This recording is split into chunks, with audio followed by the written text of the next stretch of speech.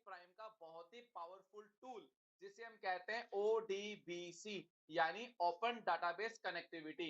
इस टूल से क्या होगा कि आपका जो टैली सॉफ्टवेयर है वो एक्सेल से डायरेक्ट कनेक्ट हो जाएगा। यहाँ पे थोड़ा सा मैं अपडेट दे दूं, आपके माइंड में आ रहा होगा कि टैली के डेटाबेस को एक्सेल में किस तरह से एक्सपोर्ट करते हैं। नहीं, मैं वो नहीं पढ़ा रहा हूं, मैं आपको पढ़ा रहा हूं कि रियल टाइम में आप अपने एक्सेल को टैली से किस तरह से कनेक्ट करेंगे और उससे क्या होगा कि आप जो भी एंट्री कर रहे होंगे, जैसे मान लो आपने चाहे इन्वेंट्री की एंट्री करी चाहे जीएसटी की करी, यानी टैली सॉफ्टवेयर में कुछ भी आपने परफॉर्म किया वो रियल टाइम के अंदर एक्सेल के अंदर अपडेट होता रहेगा। जैसे मान लीजिए आप एज ए मैनेजर है और आपने अपने कैबिन में सिस्टम लगा के रखा है और आप ये चाहते हैं कि भाई प्रॉपर वे में मेरी फर्म में क्या हो रहा है मुझे एक्सेल के अंदर रियल टाइम के अंदर अपडेट मिलना चाहिए। तो सिंपली आपको ओपन डाटाबेस कनेक्टिविटी कमांड को यूज करना है, उसे आपको टैली से कनेक्ट कर देना है और फिर आप सिंपल वे में कुछ स्टेप्स को फॉलो करके उसके फॉर्मेट को सेट कर लेंगे और रियल टाइम के अंदर आपकी एक्सेल रिपोर्टिंग ऑटोमेटिक तैयार होती रहेगी।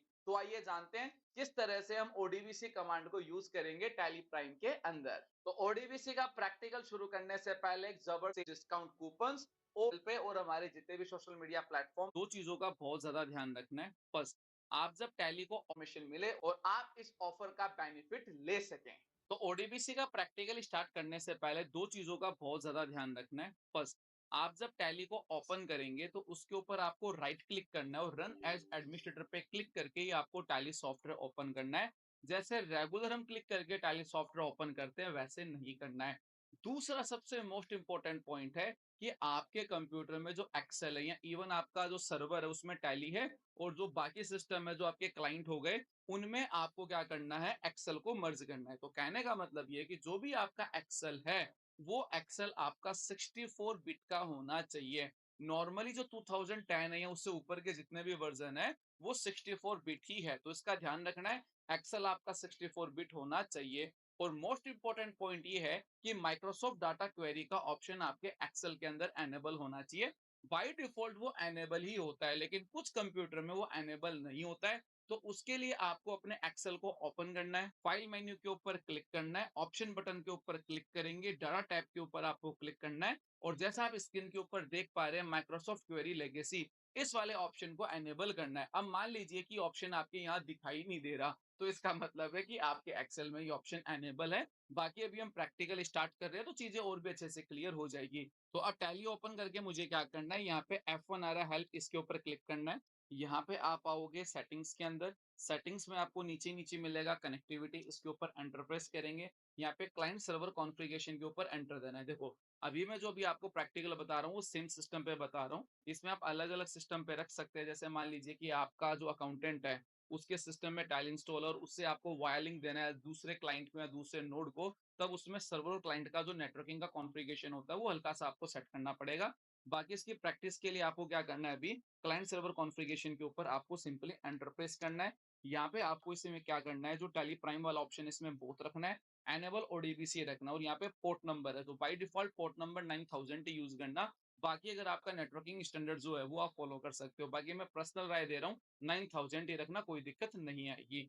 यहाँ पे आप इसमें एंटर प्रेस करेंगे और अगेन एंटर प्रेस करेंगे तो आपका जो टैली प्राइम है वो ऑफ होके दोबारा स्टार्ट होगा। तो हमारा जो टैली है वो रिस्टार्ट हो चुका है। अब हमें हमारे एक्सेल को ओपन करना है। तो एक्सेल हमारा ओपन हो चुका है। अब ओडीबीसी को कनेक्ट करने के लिए हम डाटा पे जाएंगे, यहाँ पे गेट डाटा पे जाएंगे, यहाँ पे हमें मिलेगा फ्रॉम अदर सोर्स और ये ऑप्शन है हमारा फ्रॉम माइक्रोसॉफ्ट क्वेरी।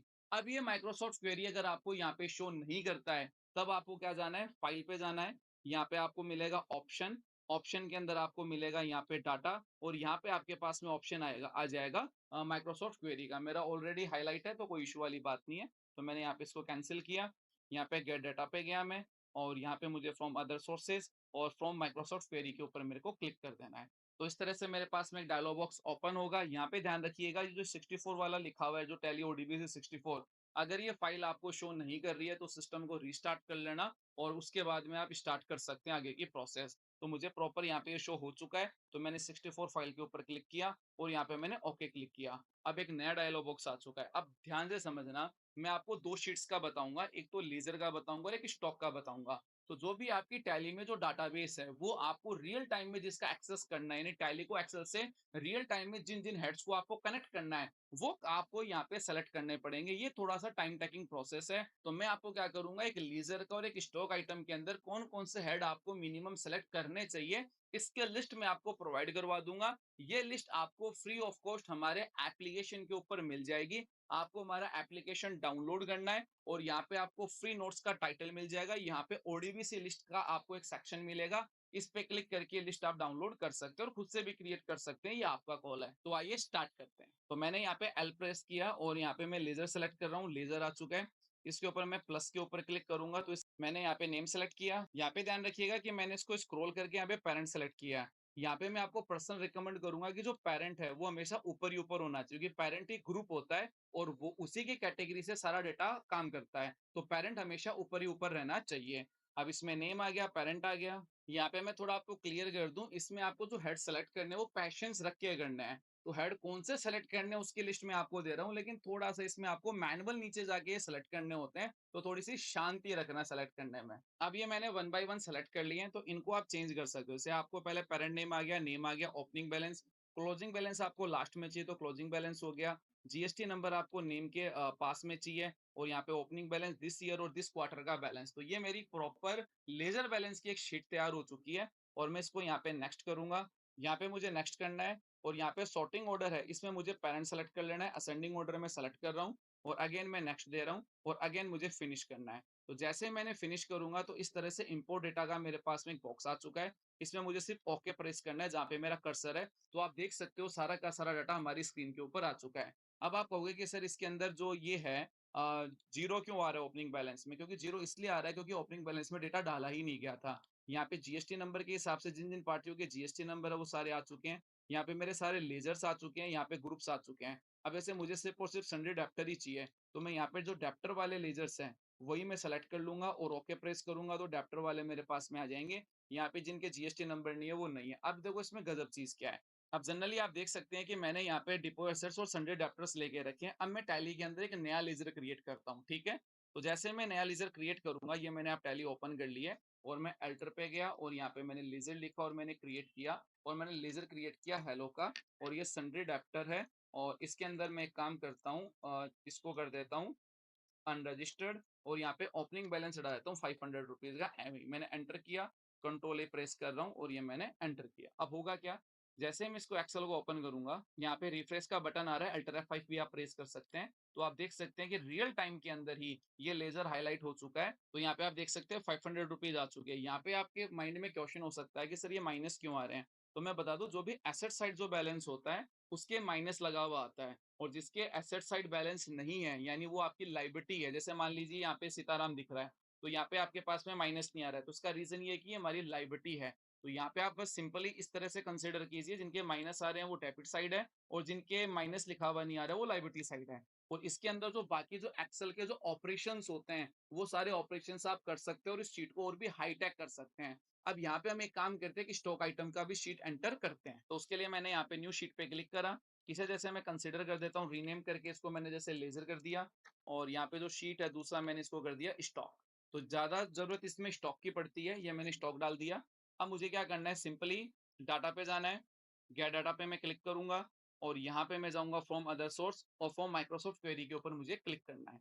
अब मेरे पास में सेम वही ऑप्शन आए हैं। मुझे यहाँ पे टैली ओडीबीसी पे क्लिक करके ओके प्रेस करना है। यहाँ पे मुझे अब स्टॉक की लिस्ट लेनी पड़ेगी, तो मैं एस प्रेस करता हूँ और जब तक स्टॉक नहीं आएगा मैं एस प्रेस करता रहूंगा। तो यहाँ पे आप देख सकते हैं मेरे पास स्टॉक आइटम आ गया। स्टॉक आइटम लेना है, इसमें ग्रुप वगैरह सब आ जाएंगे और यहाँ पे मैं प्लस प्लस पे क्लिक करूंगा तो इसके सारे के सारे हेड आ जाएंगे। तो मुझे नेम लेना है, मैंने नेम ले लिया। पेरेंट लेना ही लेना है, ध्यान रखना पेरेंट हमेशा ऊपर रहना चाहिए। जैसे आप देख सकते हैं ये वन बाई वन सेलेक्ट करने होंगे, यानी ये एक साथ नहीं मिलेंगे, इनको ढूंढना पड़ता है। अब यहाँ पे देखिए जो मोस्ट इंपॉर्टेंट है वो है last date, sale date, last sale party, last sale price और last sale quantity, last sale, last purchase date, purchase party और प्राइस। तो और ये कॉस्ट, तो ये सबसे ज्यादा इंपॉर्टेंट होता है क्वांटिटी। तो अगर आप इसमें सेल परचेज का लास्ट कौन सा था प्रॉपर वो एक्सेल के अंदर रिपोर्ट होता रहेगा, अभी हम आपको दिखाएंगे। तो जो भी चीजें आपको चाहिए वो सारी आप ले सकते हो, क्वार्टर बैलेंस भी ले सकते हो और ये मैंने लिया HSN। और यहाँ पे देखिए मैंने पूरी लिस्ट ले लिया है यहाँ पे।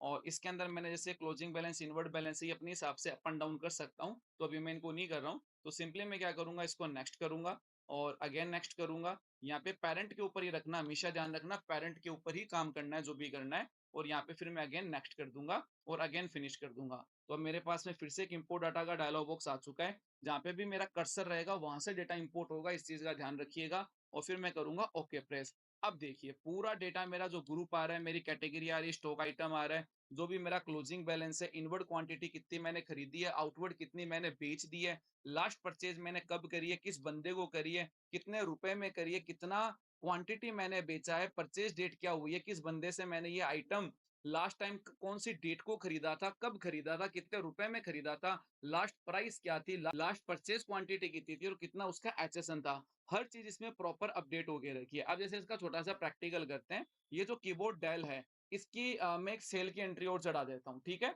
तो मैंने इसमें टैली ओपन किया। सिंपल मैं एक काम करता हूँ, वाउचर्स में जाता हूँ, F8 में जाता हूँ और मैं इसको आइटम इनवॉइस कर लेता हूँ। और आप देख सकते हैं 50 क्वांटिटी में सेल कर रहा हूँ और मैंने रेट डाल दिए, जैसे मैंने 1550 रुपए की रेट मैंने डाल दिए, ठीक है। तो आप देख सकते हैं मैं ये सेल्स की एंट्री प्रॉपर कर चुका हूँ। मैंने कंट्रोल ए प्रेस किया और एंट्री मैंने ये कंप्लीट कर ली है।